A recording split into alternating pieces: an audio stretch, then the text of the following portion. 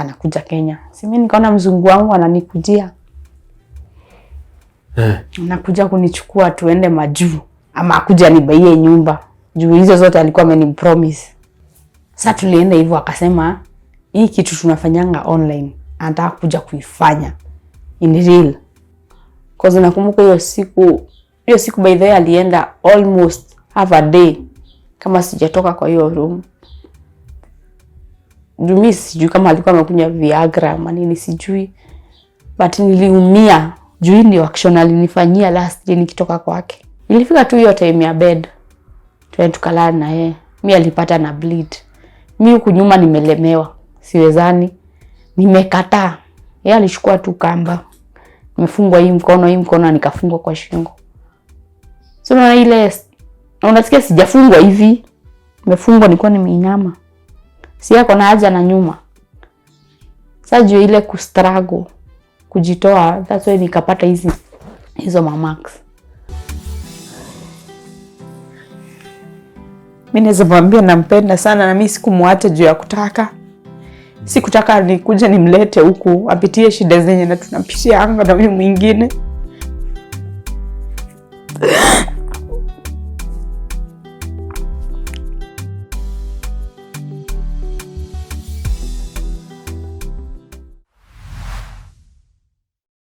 Ni aje mama? Niko poa. Uko salama? Niko salama. Karibu sana kwenye story zetu. Asante. Kitu cha kwanza sisi appreciate kila mrembo mwenye anakujanga story zetu, alright? Yeah. Kitu cha kwanza unakaa fiti, unajua hivyo? Asante. Unakaa karembo, Mbona ukaamua kuweka short hair? Ni maisha mali imenifikisha. Hadi hizo za kuweka short hair zinakosanga. Aya, unapiga kofia? Ama Marvin? Naona uko na msalaba hapa kwa shingo. Ni msalaba umechora ama naona hapa kwa shingo? Hebu shika shingo yako hivi. Si msalaba ama tattoo. Ni nini? Hii ni alama nimewekwa na mwanaume. Hebu fanya hivi mkono na kuona. Hadi kwa mkono. Kwani ulikuwa unavurutwa chini? Kwa nimefungwa na kamba kwa mikono na kwa shingo. Na ni ile kamba ya neti. Halo. That's why niko hivi juu ya ile kustruggle nitoke ama nijitoe. Okay. Utatuambia nini li happen, si ndio? Yeah. Na that's why nataka kufanya story yako. Nimesikia nikafeel wacha niweze kusikia nini ime happen, si ndio? Yeah. Na pole sana kwa chenye huo mnapitia. Umekuwa street miaka ngapi? Uliingia street ukiwa na miaka ngapi? Niliingia street nilikuwa na 19. Sasa uko na miaka ngapi? Sasa niko na 28. So umekuwa street karibu miaka 9. Yeah. Wewe ni mama? Yeah, ya watoto wawili. Okay. But bado na expect mwingine. Bado na expect mwingine. Wenye uko naye saizi? Azi niko na ball. Uko na ball? Baba ya hii ball, mwenye alikupea hii ball yako? Hata hajulikani kwenye yako. Ulipata street pia? Wewe pia ni ya street. Asiwezi kuambia nani. Okay.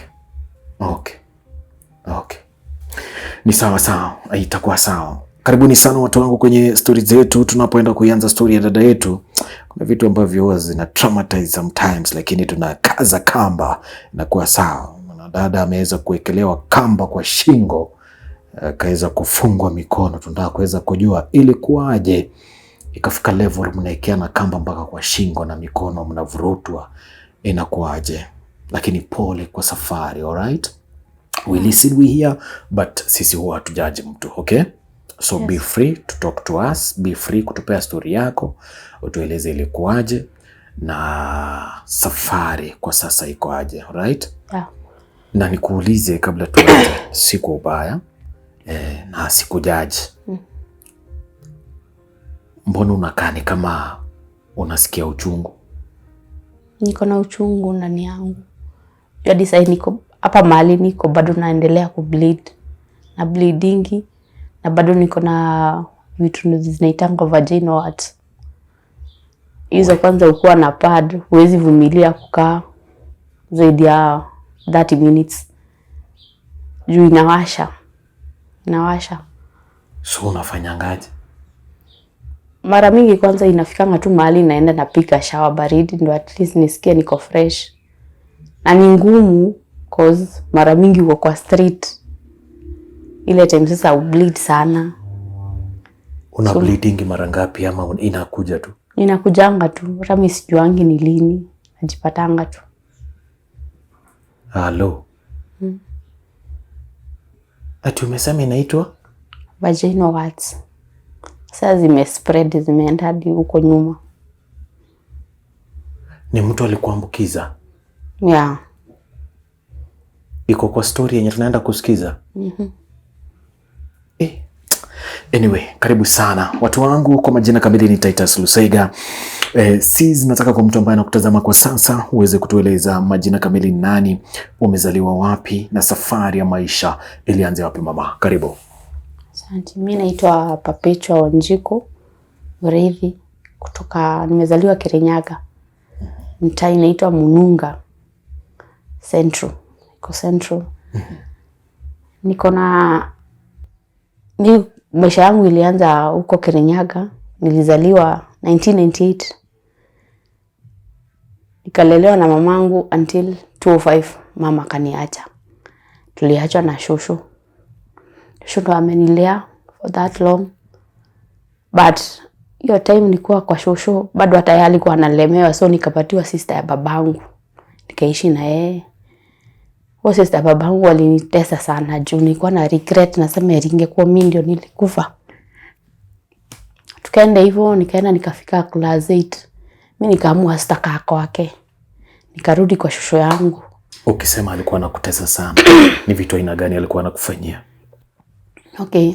Nikienda kwake nilienda nilikuwa class 1. Hiyo ndio time mama aliniacha. Na kusema tu kweli, mimi nilikuwa class 1 ndio niliweza kufua t-shirt ama socks ya white inang'ara. Na sitafua kwa upole nikichapo yenye nimechapwa. Haya, nilikuwa nafika mahali juu mimi ndio natumwa kila kitu, vyombo ni mimi. Nilikuwa ananituma kama maziwa. Unajua kuna vile unaweza kuwa customer wa mtu. Na juu mimi nilikuwa mtoto, nilikuwa naenda huyo mzee ananipatia, sema tu totoshi ka sweet. Wale siku moja nilipewa njugu, unajua njugu lazima inuke. Si mimi nilirudi home, mimi sina ubaya. Ile kichapo niliekelewa, nimeiba do. Hiyo siku ndio nilitoroka. It was my first time kutoroka, ndo niende nikarudishwa tena. Nilitoroka nikatafuta tu gari zenye zinaenda kwetu. Hadi nikaenda home kwa shosho. Nikaenda nikaongeleshwa. Ikabidi nirudi juu siwezi kaa na babangu. Juu mimi ni msichana. Sasa nikaenda nikavumilia hiyo miaka ilikuwa imebaki. Kufika class 8, mimi niambia babangu huko siwezi kaa. Kwa sababu mimi food nilikuwa na nyimo. Nalala hivyo ama nashinda hivyo. Na mimi hata mali nimefika mimi siwezi fanyia mtoto wa wenyewe venye mimi nilifanyia ango. Nilikuwa nalala siku moja ama 2 njaa. Nikijuanga kwetu siwezi kosa kitu ya kula kama vile nilikuwa nalelewa na mamangu. Hapo ndo nikaamua niende tu niishi na shosho. Kani school fees itakosa mimi nitavumilia tu kukaa, nitaenda kuzukoma. But sasa after kurudi kwa shosho nikafanya form 1 hadi form 4. Mungu alisaidia nikasoma. After kumaliza form 4 nilijipata. Hapo ndo nilipatia bole yangu ya kwanza. Nilikuwa form 4. After kumaliza form 4 shosho yangu akanisaidia kulea mtoto, but mwisho nilijipata na niko peke yangu. Shosho yangu pia aliniacha. Ukisema ndio uliweza kupata mimba, ilikuwaje ndio ukaweza kupata hii mimba? Manake lazima ikuje na mtu. Ilikuwaje? Ilikuja na mtu, na kwanza ilikuja tu na mtu wa nyumbani. A relative. Alikuwa uncle. Wasaidia mamangu kwanza. Huyo ndo alinifanyia hizo vitendo alinifanyia. So unajua shosho ni mzee. Ni mtu wako anajitoa hadi kwa nyumba. So ilifika mahali mimi by the way alinipatia pombe. Hiyo ndio ilikuwa time yangu ya kwanza kunywa pombe. Na ni kitu alikuwa anakufanyia, mlianza kufanyaje na huyu uncle yako? hiyo ndio ilikuwa the first time hiyo yenye alinitoa virginity yangu, na hapo ndo nilipatia ball. Na after that alitoka home, sijaimuona hadi wa leo. Ikawa kwamba umepata mimba na una expect mtoto wako wa kwanza. Ukalea na ule mtu huyu, mkalea na shosho. Kanisaidia kulea mtoto hadi kafika mahali Mungu akamchukua. But sasa by that time mtoto alikuwa mkubwa, alikuwa ameanza kutembea. So unaona after shosho ameniacha, nikaona maisha imekuwa ngumu, nifanye nini? Nitafute msee. Na nikakuja nikabarikiwa na msee. Lakini sasa ule msee nilibarikiwa na yeye, mimi nikaa sijaibarikiwa na niolewe ama nini. Huyo msee pia alinitesa. Kunitesa vibaya sana, lakini sasa juu nataka kulea huyu mtoto wangu, inabidi tu nivumilie. Mlipatania wapi na ilikuwaje? Alikuwa anakutesa kivipi? Okay, tulipatania tu around huko town, ni hometown. Tulipatania tu huko, tukaongea vile tuliongea, akasema atanisaidia kulea mtoto, niache kuteseka. Mimi nikakubali. But sasa after kuingia kwa relationship, after kukaa 1 year, nikakuja kujua alikuwa na bibi. Na sasa after mimi nilijua, ilibidi nimuulize. Mimi nikamwambia acha tu tukae maisha yenyewe tunaelewana sisi wote wawili. Aniambie ukweli, nimwambie ukweli, kama niko na ukweli. Sasa alipojua najua, hapo ndo mateso ilianza. Mimi nakumbuka kwanza ni huyo bibi yake ashaikuja kwa nyumba nikiwa huko. Mimi nalala kwa kiti, wao wanaenda kwa bedroom. Mimi na mtoto wangu tunalala kwa kiti.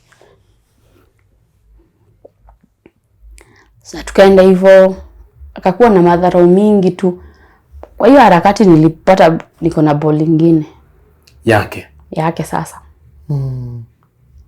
Na after alijua niko na ball, alinifukuza. Ngoja kwanza. Unasema alikuwa anakuja na ule wife wake, anakuja naye kwa nyumba yako? Yeah. Wife akikuja kwa nyumba anakuambiaje? Hii ni nyumba yako. Hakuna, ni madharau, si ndio? Si ati ni yake ule mke mwingine. Si yake. Akikuja kwa nyumba anakuambiaje? Huyu hata hakuwa ananiongelesha, but madharau zenye ziko juu, hata anakuja chai na kikombe ikuachie tu hapo. Wewe kuja uondoe. Wewe nikaa maid kwake. Na juu bwanake amuulizi, hiyo kitu mimi nikaona imezidi. Kumuuliza ilikuwa tu kichapo. Nilikuwa tu nachapo, ikabidi tu ninyamaze nione vile yeye anataka. So ilifika mahali nikamwambia niko na ball. Yeye akasema ball si yake.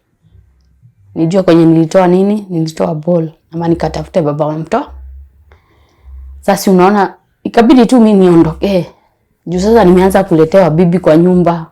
Mimi niko na haja gani? Sina haja huko. Mimi nikajitoa. Hapo sasa nilianza kazi ya street. Nani ukianza kazi ya street, mtoto alikuwa ngali ulikusha zaa mtoi? Huyu wa pili? Hapana. Si nimeenda na ball sasa. Unaingia street na ball? Yeah. Hii time unakuja kuingia street, jamaa ukitoka kule alijaribu kukutafuta kwanza kabla tuingia street? Alijaribu kutafuta ni nini unafanya kwenye maisha? Kunitafuta. After alisikia tu niko na ball, aliachana na mimi for good. Hakuwa nitafuta. Hata mimi mwenyewe by then nilimtafuta, but nilikuja kuona mimi ndio najisumbua juu hana zangu. Nani anakuja kukuconvince uingie street na anaona vizuri? By the time unaingia street ulikuwa na ball ya miezi ngapi? Ilikuwa miezi 3. So nani alikuja kuconvince uingie street, na wakati uliingia unaanzia wapi? Au uogopi manzeni niko na ball naenda kukutana na wanaume? Ilikuwaje? Hapo sikuwa naogopa juu niliona hata heri nipatane na wanaume kuliko ile mateso ninapata kwa nyumba. Ilikuwa beshte yangu ndo alifanya hivyo.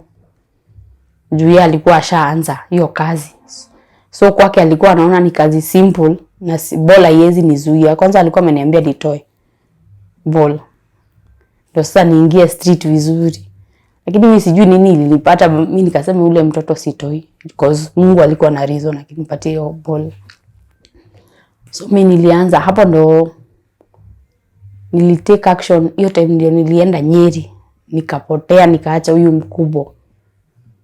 Mtoto mkubwa. Unamwacha na nani sasa? Nilimwacha kwetu kwa baba yangu na nikupotea nilipotea. Tulienda tu. Unapotea sasa uko na ball? Niko na ball. Ya miezi 3. Yes, na niko na mtoto. So huyu mkubwa kwanza tulienda kutembea kwa babangu. But mimi najua niko na plan zote. Huyu mtoto siendi na yeye. Naenda mimi peke yangu.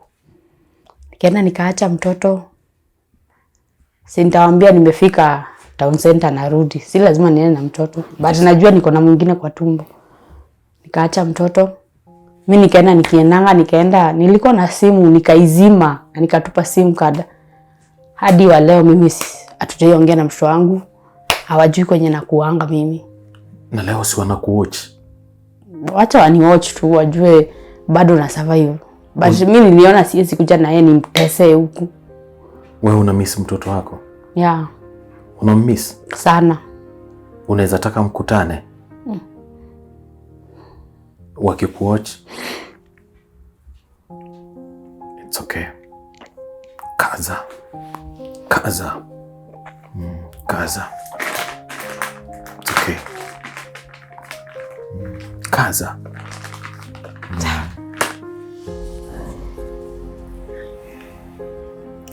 Niko sure kwamba mtoto wako anakuwatch mahali yako. Anasikia story yako, kwa nini uliweza kumwacha pale na dadi, ukaweza kumuondokea. Safari haikuwa rahisi na hakuwa kupenda kwako. Nataka uweze kumbongesha. Ni kademu ama chali? Kachali. Mbongeshe. Anakusikiza. Unaweza mwambiaje?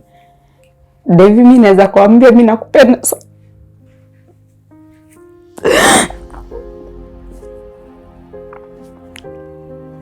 Okay.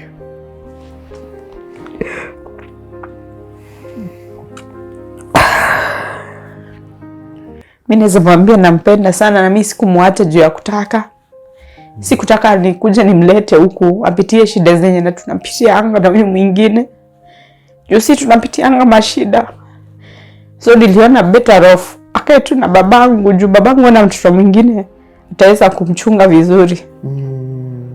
But mimi nikipata tu chance ama nipate hiyo strength ya kwenda kumchukua ama kumuona, mimi naweza enda. Unatakanga usiku mmoja ukutane na yeye? Yeah. You know my viewers are watching you. Utapata mtoto na utarudi hapo kutuambia kwamba mlipatana, sawa? Yeah. Kaza kamba. Watu wangu, tunakaza, ikikazika tunaendelea. Ikikuwa loose tunaikaza tena. Unasema kwamba unaambia mtoto wako ulimwacha ukienda kujitafutia maisha. Asiai kujaji kabisa. Budako ako na mtoi wako, unamwambia aje? Unaweza mwambia pia asinijaji. Sikufanya hivyo juu ya kutaka. But hata yeye singetaka aone ni kama laana ako nayo mtoto wake anamletea watoto wengine hata hakuna kitu anasaidia na yeye. That's why niliamua tu niondoke. Ile siku Mungu atanibariki mimi nawarudia. Ama mimi naenda nawaona. Itakuwa sawa. Utawaona, alright? Kwa mali right, utarudi nyumbani, utaona familia, utaona mtoto wako na mtarudi kubond together, sawa? Alright, ukamwacha pale mtaa. Unatoka na mwingine uko naye, uko na gondo, unaingia street. Yes. Unaelekea Nyeri sasa. Nyeri nani anakukaribisha na unaanzia wapi Nyeri? Nyeri naenda, nilikuwa nimeambiwa nimeenda job. Kazi ya club. Eza waiter. Na mimi nikakubali. Ilikuwa club kubwa. Huko by then nilienda nikafanya juu huyo madam hakuwa mbaya. But sasa the more na ball inaendelea kuwa kubwa. Na watu washaanza kunote niko na ball. So ilifika mahali nikapata na msee na akaniuliza, nikamwambia ukweli. Nikamwambia yes niko na ball. Yeye akaniambia aje hata yeye anatamaningi kuwa na mtoto lakini hajawahi pata. So ni vizuri anichukue anisaidie kulea mtoto. Sasa mimi kuangalia juu naona imeanza kuwa awkward, niko na ball, niko wa klabu. So eri kuondokea.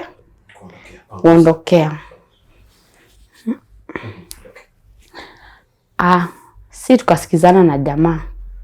Na mimi nikaingia kwa relationship, mimi nikaachana na kazi ya club. Tulienda vizuri kwa miaka 2 nilikaa. But sasa hakuwa amenipeleka kwake. Alinitafutia nyumba. So yeye ndiye alikuwa anakuja. Asio ati ni kwake. Sijaenda kwake ama kwao. Amekurendia. Amenirentia. Mimi sikuwa na hizo shughuli juu mimi nataka tu mtoto wangu nilee mtoto akue niweze kujitafutia pia. Tulikaa for 2 years. But by the way pia mimi naona nikaa sinanga bahati. The same case ili happen. The guy alikuwa na bibi nyumbani. Mimi ndio hakuambia. That's why alikuwa ananirentia nyumba. But mimi nikasema sitashughulika as far as anani providea nisa. But I think aliona my responsibilities zimeanza kuwa mingi. Ikaanza madhara. Sasa ile time nilisema nipeleke mtoto shule. Ingia daycare ndio niende nitafute kazi. Akaona nika responsibilities zake zimekuwa mingi, akaanza madharau. But sasa na yeye mtoto ashaingia shule so mimi nishaenda job. So hata akinifanyia madharau naona nitaweza kufeed mtoto wangu. Tulienda hivyo. By the way tulifika mahali tu akienda. Mimi sikuwa alisema ameenda job. Sikuwa muona. So sasa nimebaki mimi na mtoto wangu. Nikungangana. Ile sasa nyumba nilikuwa nimerentiwa. Walai na pesa zenye napata sikuwa niweze kulipa nyumba na niweze kufeed mtoto. Sikuwa niweze. Sasa ilifika mahali nikaona shiko hapa hakuna otherwise. Itabidi sasa uanze tu kujiuza. Juza club nalipa 250. Na saa hii umeambiwa uingie hadi counter. Sasa before utoke hiyo counter umeenda hadi shortage. Maybe unaenda home bila do. Uko na mtoto na kungoja, uko na nyumba, unataka kuvaa. Mimi nikasare, nikasema acha tu nienda nikajiuze. So hiyo ndio ilikuwa kazi yangu, but bado kwa hiyo kazi kulikuwa na challenges. Juu venye nilikuwa na expect, venye nilikuwa nasikia beshte yangu akiniambia, hivyo si venye nilipata ni opposite. Wakati uliingia mara ya kwanza sasa. Beshte yako ndio alikuintroduce. Yeah. Na kaniambia sasa ati hakuna kazi yenye inaweza lipa kama hiyo. So nilikuwa na hiyo courage nikienda. Tatengeneza do mob. Nitatengeneza do na nitaweza kuprovidea mtoto wangu. Sasa unaona mimi nikaingia lakini sasa ilikuwa tu inabidi nivumilie juu nataka pesa. Juu mimi vitendo zenye mimi nilikuwa tu napata. By the way watu wanakuanga tu wameumbwa different. Mara yako ya kwanza ukiingia ulianza na how much na hebu tueleze wakati beshte yako alikupeleka, alikuonyesha mashimo kunaendanga hivi na hivi ama ilikuwaje? Mara yangu ya kwanza, huyo kwanza aliniambia na nikamuacha kwetu. Huku Nyeri nimekuja peke yangu. So nilikuwa najua, alikuwa ameniambia wewe mkienda na mtu usiweenda chini ya, sasa hiyo time juu nilienda kwa ka street kadogo, usiende chini ya 300. Sasa 300 ndio mingi. Sasa ananihesabia ukienda na watu 5 na 300. Hiyo ni pesa ngapi? 300 times 5. So unaona niko na do ukihesabu na ile 250 nilikuwa nalipa kwa club. But ilikuwa tu ngori juu mimi sikuwa izoea vitu kama hizo. Tunaenda na unapata mtu ashazoea kufanya hizo vitendo, unapata umegeuzwa, umeingiwa hadi sim tu. Hiyo kitu ilikuwa iliuma. Nilifanya kwa siku zenye nilifanya, but ikafika mahali nikalemewa. Nikasema mimi sitaitaka tena. Alafu bado nilikuwa nasikia wabeshte wangu wakisema kuna place naweza ingia mimi nipatane na mzungu. By the way ilikuwa dream yangu kwa hiyo leo na mzungu. Ngoja kwanza turudi hapa. Unasema kwamba ilifika point ikawa kwamba ni biashara sasa ni sim tu. Mtu hataki normal. Hataki. Anataka sim tu. Sasa juu nataka pesa lazima unavumilia tu. Mama, sim tu ulikuwa unauzia pesa ngapi?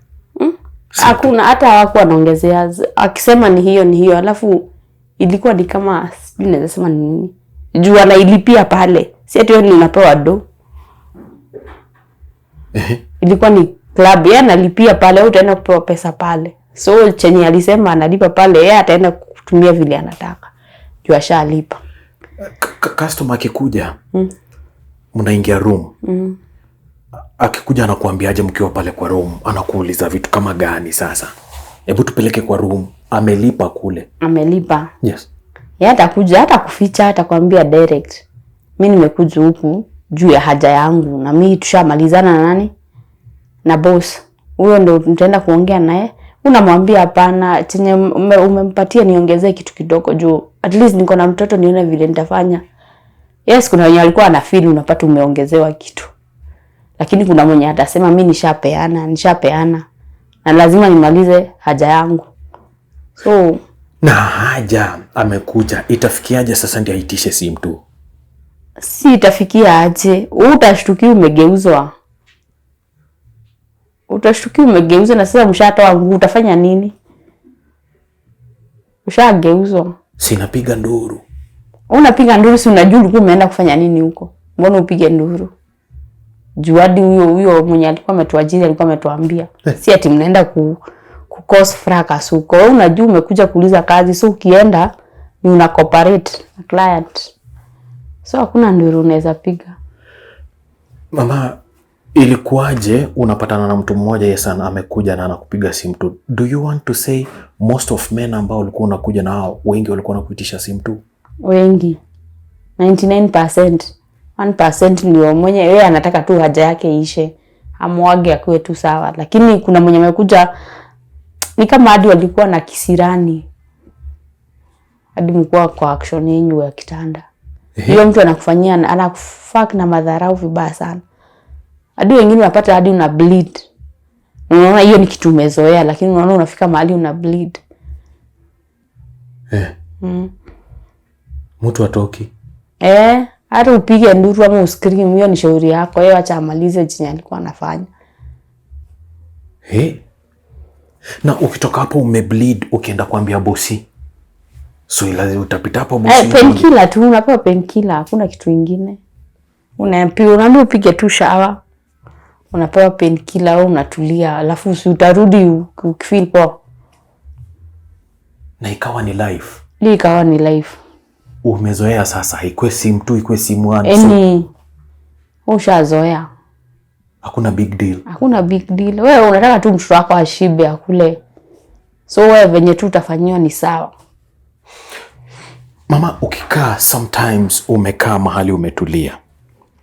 Unaangalia vitu zenye watu wamekufanyia.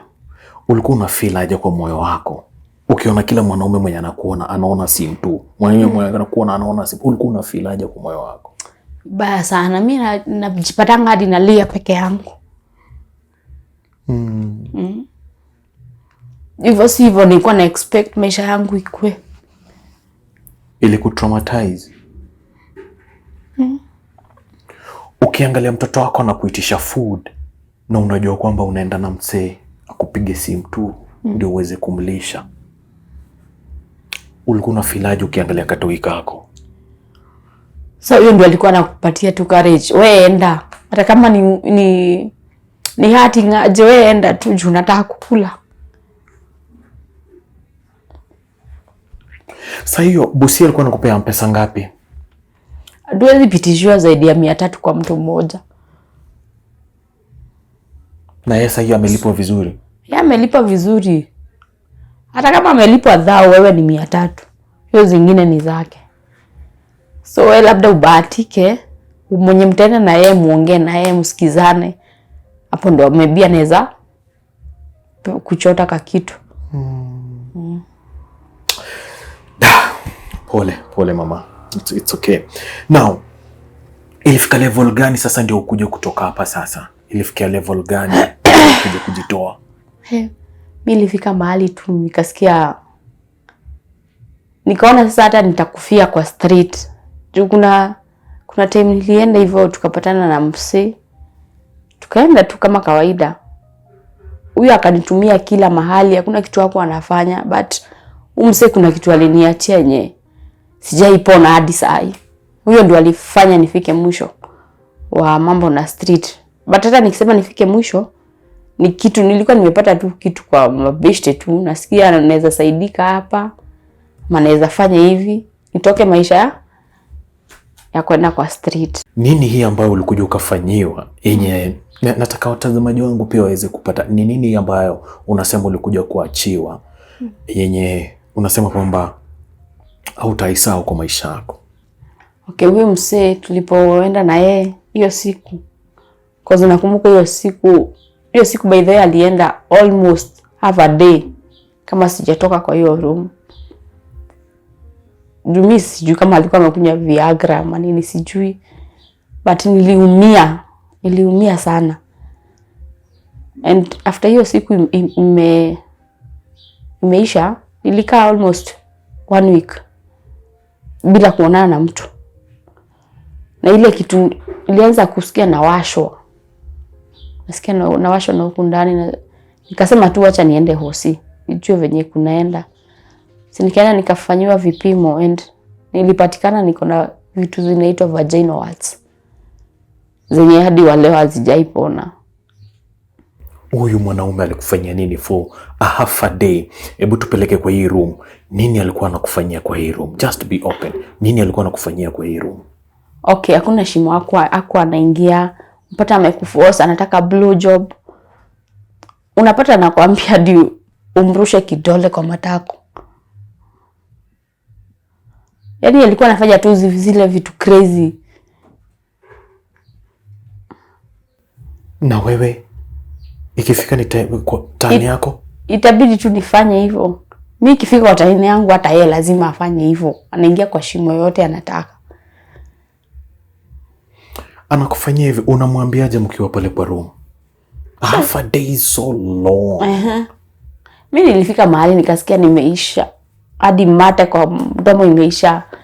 Hadi kupumua yenyewe nimeshindwa kabisa. Hadi sasa mahali yeye alichokea, ndo aliniachia. Lakini mimi hakuwa nataka kusikia nimechoka. Na hii time ukujua hamtumii CD. Hakuna kutumia CD. We. Maneno haya. Unasema after 1 week wakati ulifanywa vipimo ndio ulikuja ukapatikana na hii genital what? Warts. Okay. So hapo umeretire street. Unaanzia wapi life na lazima ukule? Lazima nikule. Sasa hapo ilifika ikabidi nivumilie tu nifanye hii kazi ya kibarua. Unajua siwezi pata kila siku kufua nini ama kwenda kuoshea mtu vyombo. Bado unalipa na madharau juu anajua kazi yenyewe unafanyanga. So wao wanakulipa na madharau ufanye venye unataka. Either uache ama urudi kwenye ulikuwa. Hapo ndo nilipatana na beshte yangu. Ndo akanipatia awareness ya kuingia online. Akaniambia sijui nafanya nini na nafaa kuonesha tafuta msee online mzungu. Sasa mimi kusikia hivyo nifanye nini? Ilibidi nitafute mtu atanipatia nikope simu. Simu naweza ingia nayo online. Ndio nitafute msee. Msee naona tutasaidiana na yeye. Na mimi sikuwa nitafuta tu msee, nilikuwa nataka nitafute mzungu. Hiyo ndio ilikuwa dream yangu, mimi nipatane na mzungu. Sasa ni after amenionyesha vile anatumia venye wanachatingi, si mimi nikakuwa interested. Na hivyo ndo nilianza. Nikaingia kwa hiyo dating site. Hata yeye ndio alini-invite. Ngoja. Ulienda kutafuta Yeah. Ukachukua simu ya mkopo. Nilienda kutafuta na hiyo street work. Ndo nitafute simu ya mkopo ndo niweze kuingia. So wewe unataka mzungu? Mimi nataka mzungu. Juu sasa nimeona hao wengine hawatusaidiani, wananitumia tu. So hapa una hepa ya street juu already ushakuwa mgonjwa. Unataka online? Nataka online. Mahali uonane na mtu. Mahali tuonane na mtu. At least sasa mwili yangu isikie imepona. Unaingia na kutumia invite. Yeah. Hapo ndo ninaanza safari tena. Mimi tukapatana na msee wa Germany. Na tukaendelea vizuri sana, but alikuwa mzuri juu sikuwahi mwambia hatuna kitu ya kula, anakosa kunitumia, but lazima nimfanyie kitu before atume hizo pesa. Ulikuwa unafanya nini? Yenye ulipatana naye. Ulikuwa unamfanyia nini? Yeye ile kitu alikuwa anataka ndo aweze kutoa pesa yake, alikuwa anataka nude pic. Mimi namtumia zangu na yeye anitumia zake akiwa naked, na tulikuwa tunaenda hadi video live. Lakini sasa hii naona ni mzuri juu hakuna mahali naguzwa. Mkienda live mnafanya nini? Sasa mimi naweka tu simu yangu hapo inanichukua nikiwa naked. Nikijidara nini. So yeye akiona hivyo pia yeye anamwaga akiwa kwenye yako. Na hivyo ndo hiyo ndio ilikuwa furaha yake. Na pia yeye ako live. Pia yeye ako live. Halo. Sema jamani nyonga mangi. Ananyonga mangi. Anasikia tu ametosheka, kisikia amemwaga. Na by the way after hiyo video lazima nipate do. So anakutumia kama ngapi Kenyan shilling? Alikuwa anakutumia pesa kama ngapi ya Kenyan shilling? Kwa anatumia kama 3,000, 4,000. Si mimi nikaona nishatoboa. Shapata mzungu. Na sasa mko na best yako? Sasa nishamwambia. Nilisaidika. So tukene. Huyu kwanza alikuwa amefika place. Anabaiwa hadi gari. So mimi nilikuwa nakimbisha hiyo. Pressure. Yeah. Nakimbisha pia mimi nifike mahali nibaiwe gari ama nibaiwe nyumba. Niishi na mtoto wangu. Tulichat hivyo, tukachat, ikafika place akasema anakuja Kenya. Si mimi nikaona mzungu wangu ananikujia. Anakuja kunichukua tuende majuu ama akuja nibaie nyumba. Juu hizo zote alikuwa amenipromise. Ngoja. Mkiongea mulifika mahali mpaka mkaingia na sasa nishakuwa na husband mzungu. Unaambiaje mabeshte wako around? Si niko na mzungu, anatumianga hadi pesa. Na nitawaspoil aje nikitumiwa pesa ndio I believe. Kuna mzungu.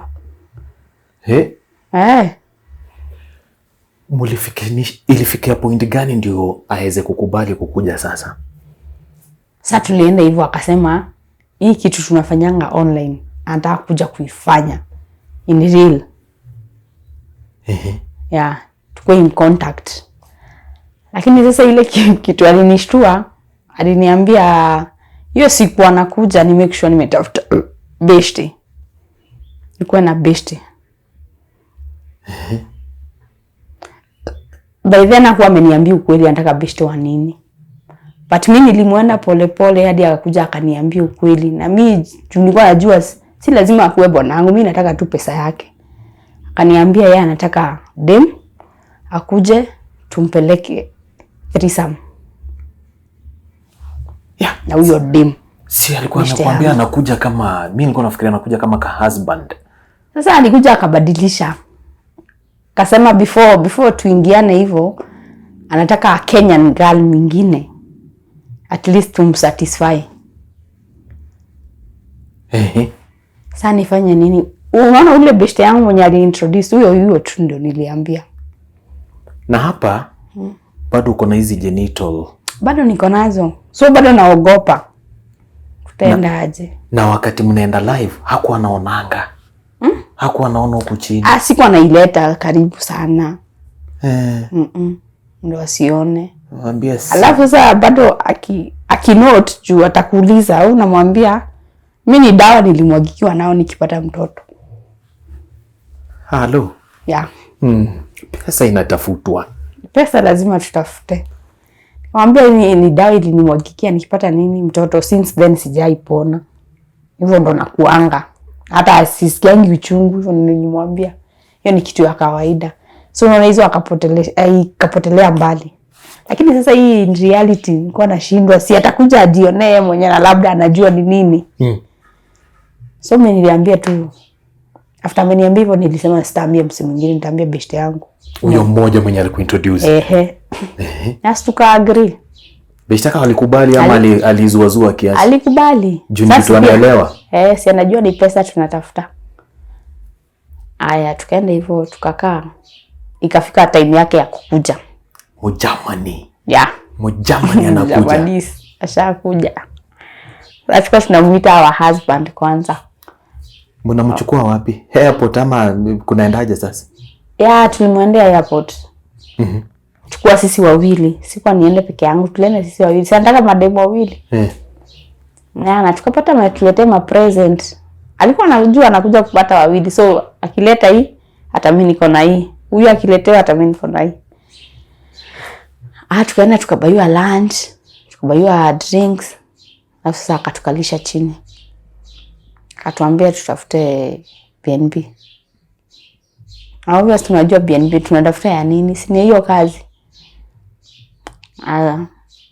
Tukamuuliza sasa tunaenda huko alafu form itakuwa aje? Akatuambia zikosa kitu ya kutupatia. Atakuwa anatupatia kitu kila siku ili tujisaidie. Sisi ni akina nani, tuko na bishte yangu. Sasa hiyo anawaambia anakaa Kenya siku ngapi? Anakaa Kenya, alikuwa anakaa Kenya siku 4. Arudi hiyo siku nyingine. Sisi na bishte yangu ni nani? Sisi tunatafuta dosi, hatuna haja na mapenzi. Mimi by the way mapenzi ilikuwa imefika tu mahali nasikia imenichosha. Tukakubali. Lakini sasa shida ilikuwa tukifika hiyo BNB. Juu chenye tulipata hatukuwa tuna expect hivyo ndo kutakuwa. Kwa huyo mse sijui kama alikuja tu akawa amekunywa madawa zake ama nini. Juu I think alikuwa anadhani hizi pesa zake zitafanya afanye venye anataka. Juu huyo mse alitutumia before those 4 days ziishe. Akiwa nilitoka hapo kama nimeenda hospitali. Sikudanganya. Lakini huyu best yangu sijui kama ni juu ya kuzoea. Yeye alikuwa sawa by the way. Ngoja. Wakati mnaingia BNB, unatoa nguo. Na huku chini. Sasa hii ala tushalewa. Hakuna kitu anaweza jua. Okay. Hakuna. Si tuko sawa. Mumepima? Mumepima? Hakuna mtu amepima. Tulikuwa hivyo. Tuko sawa. Na baadaye sasa juu sasa steam ziko juu. Hakuna mtu anaona big deal. Hakuna. Sasa huyu msee ni kama alikuwa anajua venye alikuwa anafanya juu. Yes, hiyo room ilikuwa room classic juu. Alitubebea mizinga 3. Ni kama alikuwa anajua kila siku lazima atupatie tei. Ndio I think tukubali venye anataka. Anawapeleka mnabai mnakuja nazo. Ama unasikia ametumana. Tunaletewa. So hizo siku 4, yes tulikuwa tunakunywa lakini nakwambia before ziishe. Mimi sikuwa naweza juu alienda akatuacha. After ametulipa siku ya mwisho alituachanga. Akasema sijui flight yake ni ya saa ngapi sio anafaa kuharaki. Tunaona tulibaki na beshte yangu. Mimi nakwambia tu kweli mimi sikuweza kwenda home. Sikuweza, huyo beshte yangu ndo alinisaidia na akanipeleka hosi. Yes, nilikuwa nimedhukuma over 10k lakini zote ziliishi hospitali. Kwani alikufanyia nini? Mimi nakwambia huyu mtu siwezi sema hiyo kitu yake wenye ilikuwa mimi sijaiona hivyo. Nisikudanganya. Juu nikaa ni msi alikuwa anajitunga hadi madawa. Na uko sure jamaa alikuwa Germany. Unajua wasichana mnachanganyikanga sometimes mapema. Uko sure huyu jamaa mlimpikia airport? Yes. Yeah. Lakini akirudi sio nyinyi mlimpeleka. Sio sisi. Tunasikia alituambia ati flight yake sijui ni ya saa ngapi. Na juu sisi tuko na hangover hatuwezi weza kuamka. Na kama tunaamka lazima tuende tupige shot ndio kila mtu akue fresh tena. So alisema tutamchelewesha. Acha aende.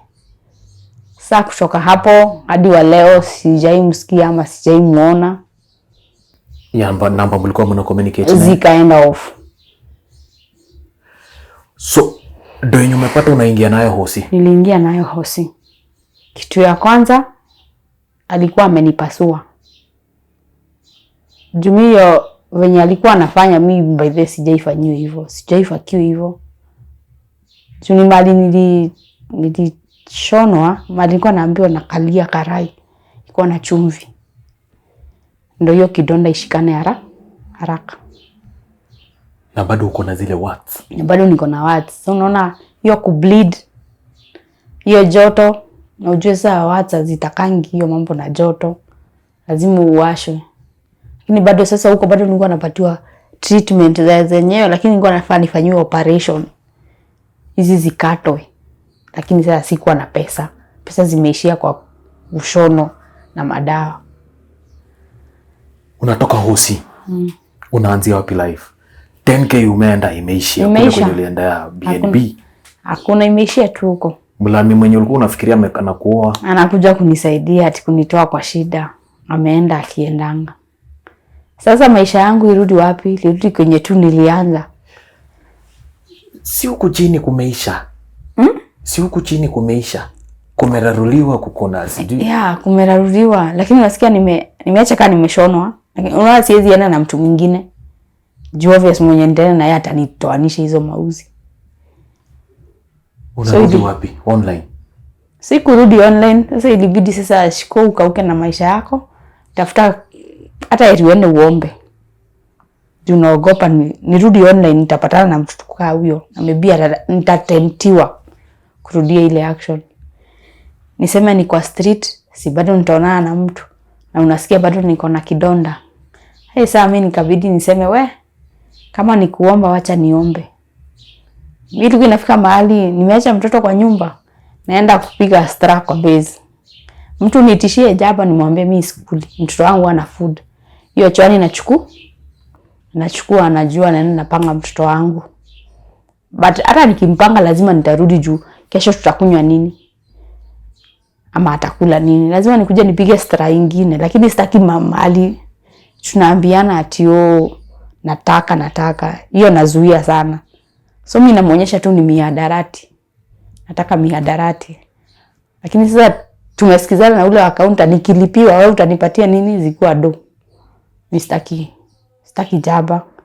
Ama pombe, kama ni pombe na baiwa. Kama ni pombe wacha nikunywe chupa moja ama kikombe moja, hizo zingine nitakujia do. Tukaenda hivyo. Maisha ikaenda ikikaukanga, kikuanga ngumu. Nikarudi pale, nikapatana na mwingine.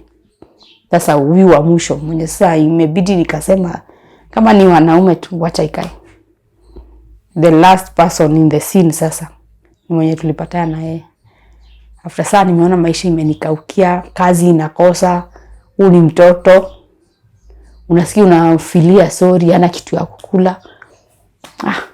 Tukaenda hivyo tukapatana na mtu tukasikizana. Na nikamwangalia nikaona leo tunaweza saidiana. Simi nikaingia tu kwake kama kawaida vile nimezoea.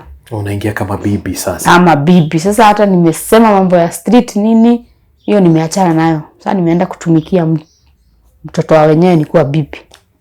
Na anajua kwamba issue yenye unapitia ndani, anajua kwamba wewe kitu ya kwanza hauko poa.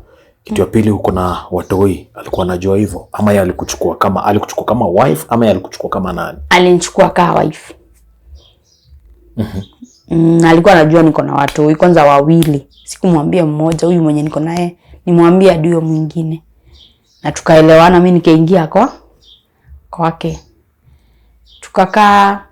Tulikaa vizuri for about 1 year. Lakini sasa the same case ile ndio nasema ni kama nakuanga na laana. The same case ya wale wanaume wawili, the same case happens to huyu. Hata yeye alikuwa na bibi. Na mimi hawaniambii tukiingia kwa relation. Unajua kuna vile wewe mwanaume unaweza kuja uniambia niko na bibi, nataka bibi wa pili. Mimi nikwambia kama nitaweza ama sitawe. Mimi najua after 1 year ama 2 years ninakuja kurealize kumbe niko na co-wife. Sasa shida hao wenye wananichukua wakiulizwa, hiyo ni shida. Hapo ndo vita inaanzanga. Madharau inaanzanga. Sasa huyu alikuja kujua chenye napitia. Mambo nimeshona uzi. Mimi by then nilifika mahali nikamfungukia roho, nikamwambia hadi ile kazi nilikuwa nafanya. Na by then akanielewa, akaniambia pole, sijui maisha hivyo, kuniconfront. Kumbe alikuwa aende tu abadilike akuwe shetani. Sasa unaona ile story nilimpatia, akitaka kuniudhi, hiyo ndio alikuwa ananipiga nayo. Sasa juu alikuwa anajua na bleed. Juu na bleeding hadi wa leo. Sasa alikuwa ananiingia si mtu. Lakini nashukuru kwa wake ufanye nini? Unakubali tu. Si ni husband tena amekugeuka si mtu. Imagine. na ni husband. So wakati anataka ukibleed mbele atachukua takule ile time anaona kuko fresh, kuna damu, lakini akijua na bleed nyuma.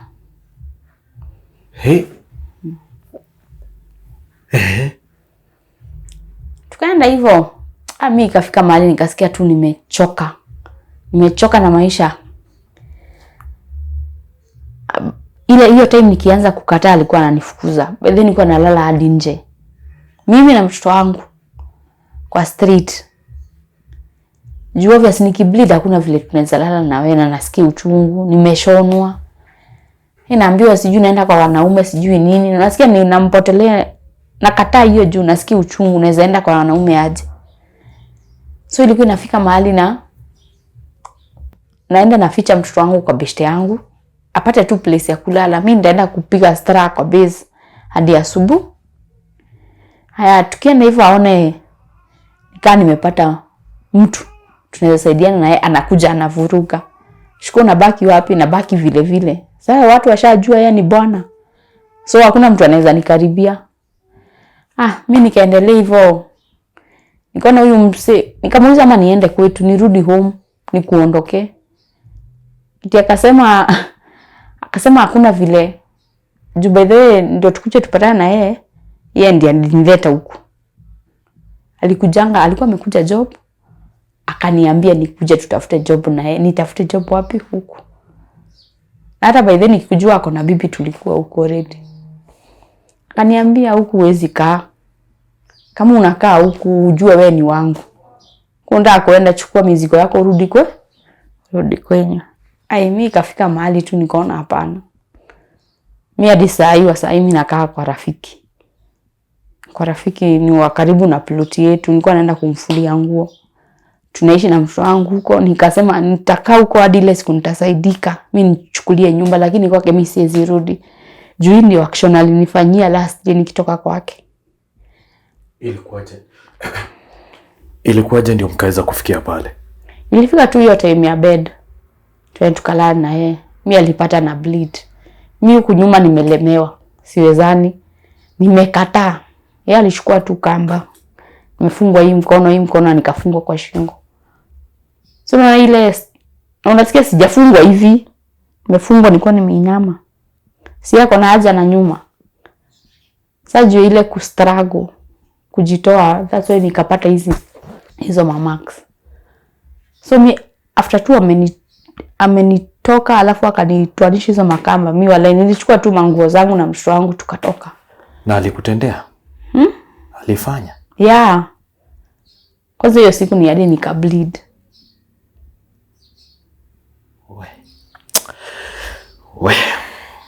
So saizi mko wapi? Sasa tuko kwa beshte yangu. Hata mtoto aendangi shule. Mnafikiria nini? Mnafikiria aje sasa? Sasa mimi nilikuwa nimeambia Mungu tu anisaidie nipate kazi. At least tupate tu pesa ya kurent nyumba, tujikalishe. Unajua mtu akikuwa amejikalisha anaweza kujipanga. Patukua kwa wenyewe ni ngumu sana. Juu ndio ukipata watu hawezi kula ukose kucontribute kitu juu mtoto wako ako hapo. So zile pesa kidogo unapata huwezi weza kusave.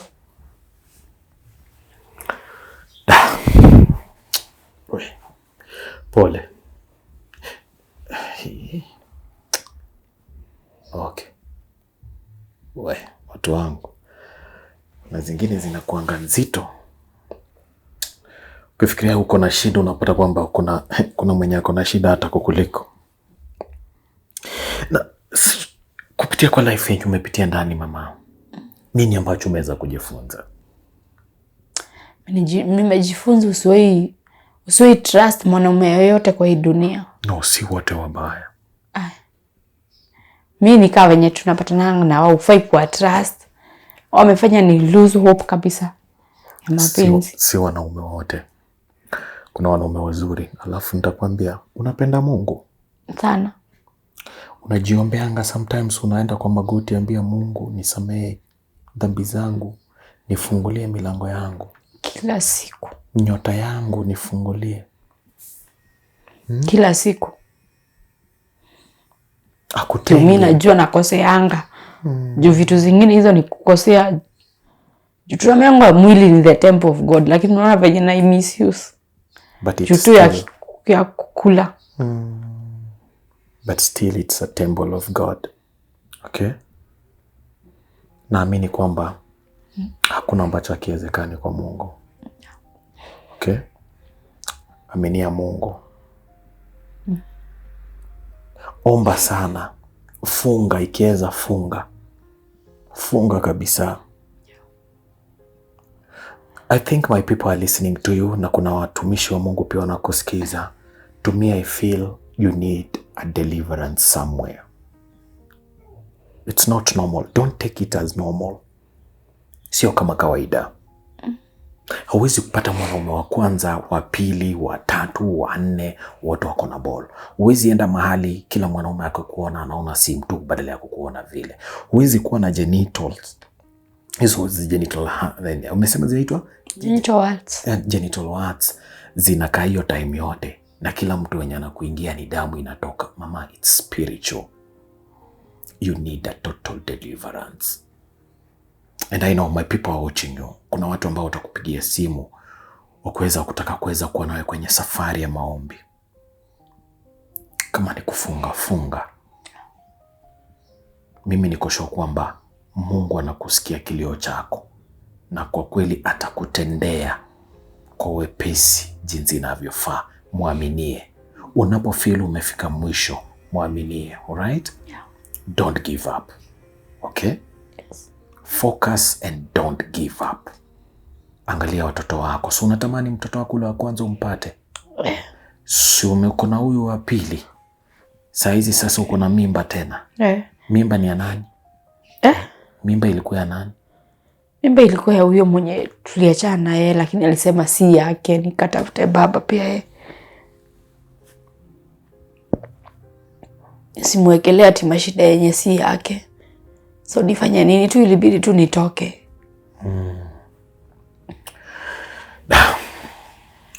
Watu wangu wamekuwatch. Unatakaje?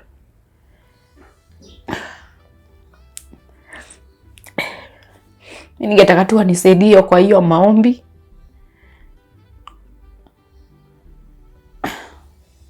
Na wafili hiyo kilio changu.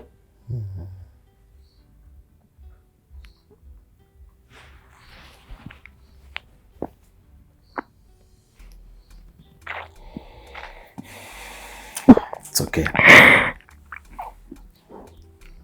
Sema tunakaza kamba, ikikuwa loose tunaikaza.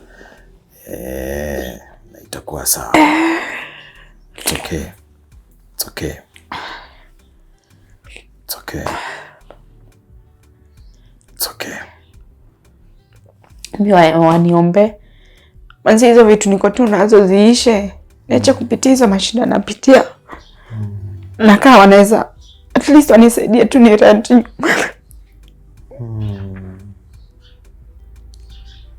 Unataka makao. It's okay. It's okay. Kaza kamba. It's okay. Hiyo ndio inaweza kuwa furaha yangu. Mimi tu niko na place tunakaa na mtoto wangu. Asante sana Papicho kwa kuweza kushare story yako na sisi, na pole sana kwa safari nzito ambayo unapitia ndani. Niko sure kwamba Mungu atakurejeshea vilivyopotea. Sawa sawa? Yeah. Na atakurejeshea siku zako zilizopotea. Uchungu uliopitia ndani, Mungu atakurejeshea, muaminie. Watu wangu wanaenda kukupigia simu, wanaenda kucomfort. Kuna wale ambao watakuguide, kuna wale watakucancel, kuna wale ambao watakusupport upate nyumba.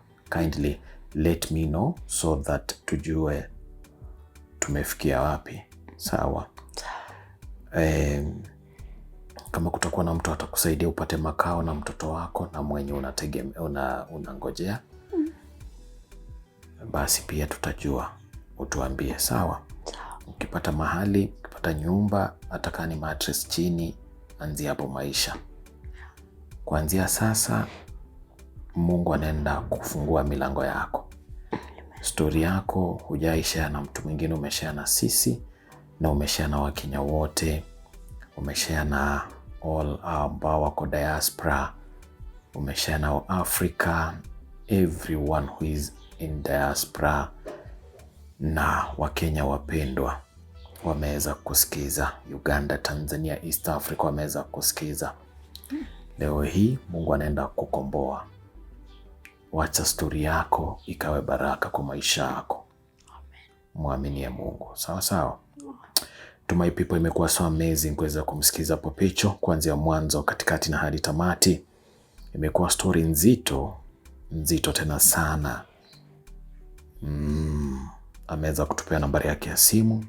If you have any support, if you have any message to this young soul, please kindly don't judge her. As usual, we say we listen, we hear, but we don't judge. Itakuwa sawa. To all my friends, wakina William Mogo, mahali popote ambapo mpo, wakina Tesot, wakina Lilian ambao mnanisikiza, wakina Emily ambao mnatusikiza, all my friends, wakina Wambo ambao mnatusikiza kwa sasa, wakina Sofia all the way from Atlanta ambao mnatusikiza. Jamani, tushikilieni mkono, msituache. Mnaposikiza stories zinakuwa nzito sometimes, tupeni connection, itakuwa nzuri. We have a lot of connection. Asanteni sana watu wangu. Hadi pale tumefikia mwisho. God akubless na wabless na vingi, ili tunapoenda kufanya next story, jamani, tukue wote pamoja tukiisikiza, tukue na afya nzuri. Asanteni sana watu wangu. Tukutane kwenye next episode. Kwaheri.